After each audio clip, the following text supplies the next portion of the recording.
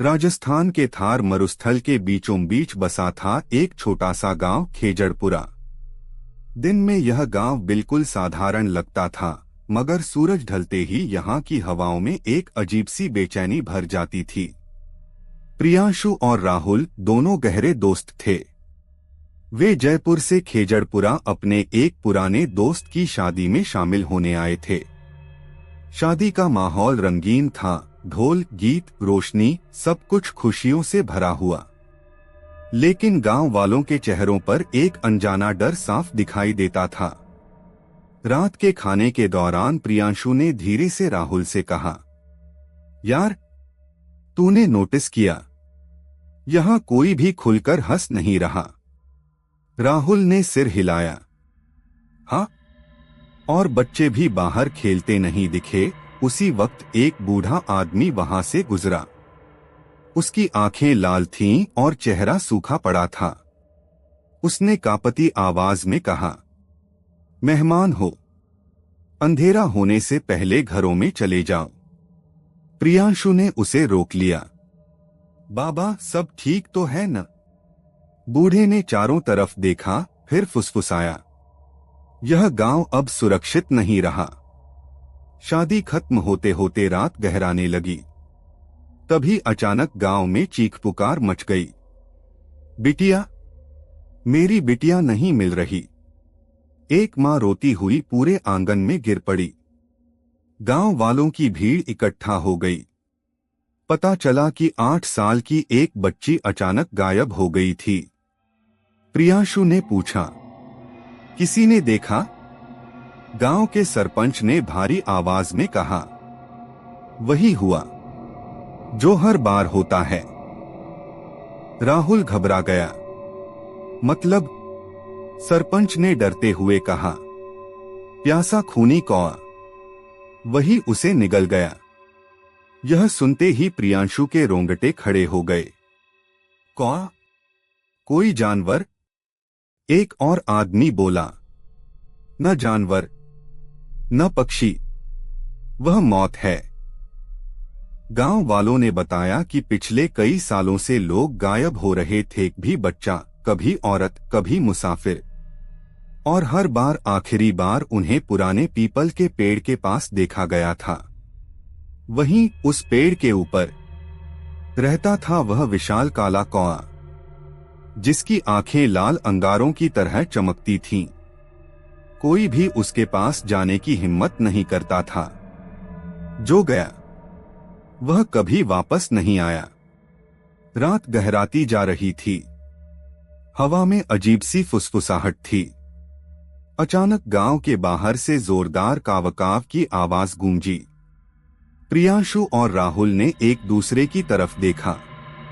उन्हें एहसास हो चुका था, यह शादी सिर्फ एक बहाना थी। असल में वे मौत के गांव में आ चुके थे। और तभी पीपल के पेड़ की तरफ से किसी बच्चे के रोने की आवाज आई।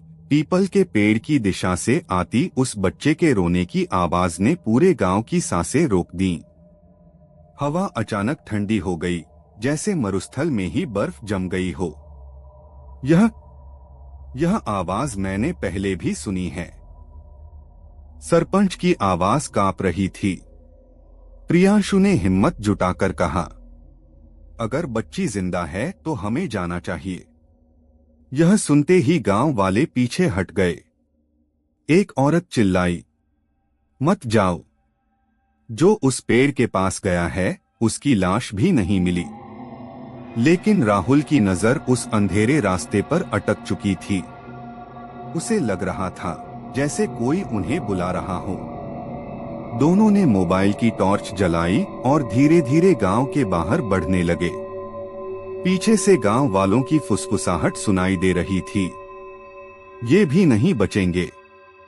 जैसे जैसे वे आगे बढ़े, हवा में सड़े मांस जैसी बदबू फैलने लगी। रेत पर जगह जगह काले पंख बिखरे पड़े थे। तभी राहुल का पैर किसी चीज से टकराया। ये क्या है? टॉर्च की रोशनी जमीन पर पड़ी। वहां एक छोटी चप्पल पड़ी थी, उसी बच्ची की। अचानक पीपल के पेड़ के ऊपर से भारी पंखों की फड़फड़ाहट सुनाई दी। काव काव काव। यह साधारण आवाज नहीं थी, यह किसी भूखी चीज की चीख थी। पेड़ की सबसे ऊंची डाल पर एक असाधारण विशाल कौआ बैठा था। उसकी आंखें लाल थीं और चोंच से काला गाढ़ा द्रव टपक रहा था। प्रियांशु का शरीर जमसा गया। ये कौआ नहीं है। तभी कौए ने मुंह खोला। हाँ, उसने मुंह खोला और उसी बच्ची की आवाज में बोला, भैया, मुझे प्यास लगी है। राहुल चीख पड़ा और पीछे हटने लगा, लेकिन जमीन जैसे जकड़ चुकी थी। कौए के नीचे रेत हिलने लगी। उसमें से हड्डियां, कपड़े और खोपड़ियां बाहर आने लगीं। तभी पीपल के तने से एक बूढ़ी औरत की परछाई उभरी। उसकी आंखें खोखली थीं। वह बोली, यह कौआ श्राप है, प्यास से मरे साधुओं की आत्माओं का। उसने बताया कि सालों पहले इस जगह पर कुछ साधुओं को धोखे से मार दिया गया था। उनकी आत्माएं प्यास से तड़पती रहीं और उसी तड़प ने इस कौए को जन्म दिया।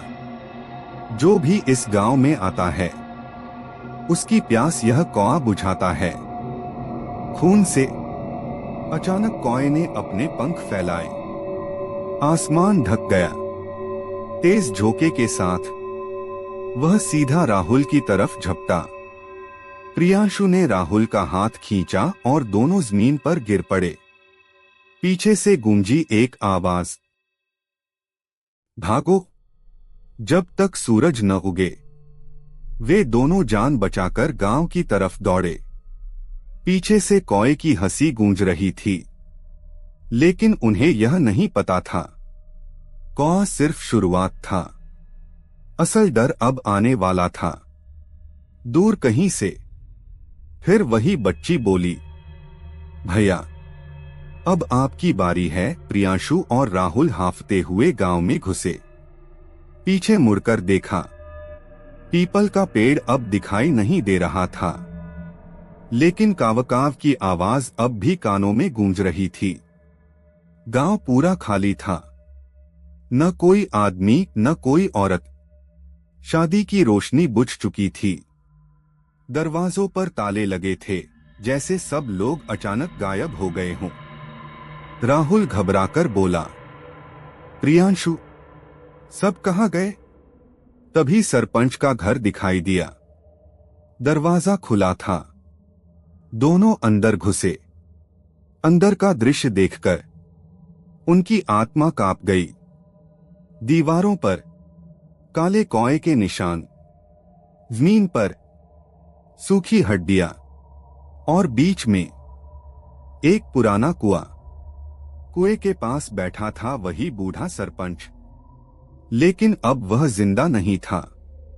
उसकी आंखें खुली थीं और मुंह से निकली एक आखिरी आवाज, अब देर हो चुकी है। अचानक कुएं से ठंडी हवा का तेज झोंका आया और फिर कुआं बोल उठा, प्यास, बहुत प्यास। कुएं से काले धुएं के साथ वह विशाल खूनी कौआ बाहर निकला। इस बार वह और भी भयानक था। उसके पंखों में गायब लोगों के चेहरे उभरे हुए थे, रोते हुए, तड़पते हुए, और उसी में वह बच्ची भी थी। कौआ गुर्राया, यह गांव मेरा है और अब तुम दोनों भी। प्रियांशु ने कांपते हुए कहा, अगर तू श्राप है तो इसका अंत भी होगा। तभी उस बूढ़ी औरत की परछाई फिर प्रकट हुई। उसने चीखकर कहा, इस कौए की शक्ति कुएं में है। इसी कुएं ने साधुओं को प्यास से मारा था। राहुल ने बिना सोचे शादी में जलती मशाल उठाई। कौआ चीखा, नहीं। राहुल ने मशाल सीधे कुएं में फेंक दी। तेज धमाका हुआ। कुएं से काली लपटें उठीं। कौआ जलने लगा। उसकी चीख से पूरे गांव की जमीन हिल गई। तुम बच जाओगे, लेकिन गांव नहीं। और अगले ही पल कौआ राख बनकर हवा में उड़ गया। सन्नाटा छा गया। सुबह की पहली किरण के साथ गांव फिर दिखाई देने लगा। लोग बाहर निकले जैसे कुछ हुआ ही न हो। लेकिन जब प्रियांशु और राहुल गांव छोड़ने लगे तो सड़क पर एक टूटा हुआ बोर्ड दिखा, खेजड़पुरा प्रवेश निषेध। और पीपल के पेड़ की डाल पर एक छोटा सा काला पंख अब भी हिल रहा था। कहीं दूर से हल्की सी आवाज आई, प्यास अभी खत्म नहीं हुई।